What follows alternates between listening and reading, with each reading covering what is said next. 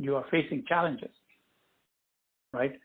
Edison initially, or some of the company, led with a lot of on-site work, where the cost seems to be much higher than taking the work lock, stock, barrel and executing out of offshore, right? Mm-hmm. So they had more focus on people available at on-site, at customer premise, and Nokia's and other places.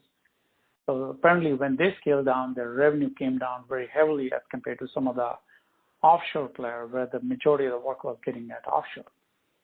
So that took a big beating on them. Plus,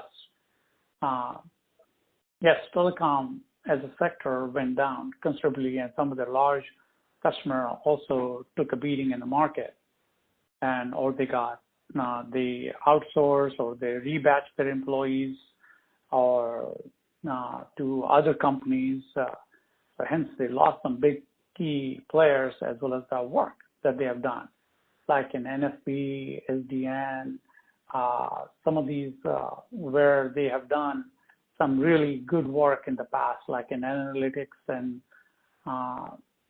they were big in IoT application. So that work kind of took a beating. I mean, not just because of their performance, even the customer had issues themselves. Mm-hmm. When they went down, the whole market went down for them, and they were big in telecom, right? I mean, all the other players also took a beating. So hence, Edison probably was not set up to be going down in telecom that bad as compared to some of the other players. Like Infosys also took a beating, right? Mm-hmm. In IT and telecom.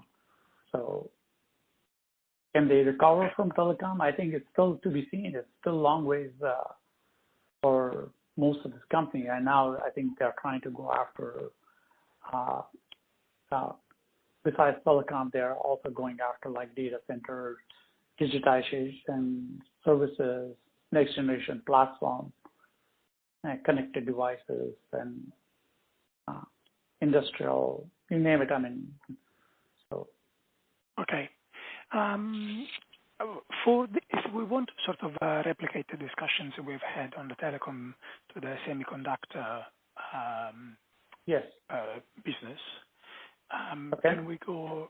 Can we go through sort of the key drivers of sort of future growth of the sector, the positioning of Arisent within, this segment, who are the main competitors, and what are the sort of growth prospects?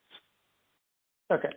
So in semiconductor, what they did really well, they were the weakest till they acquired the company called Smart System Devices or something like that. I forgot what the name was.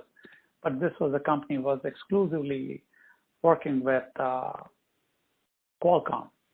They were designing some next generation chip from them, and the founder of that company had spun off from Qualcomm, and they opened that company in India.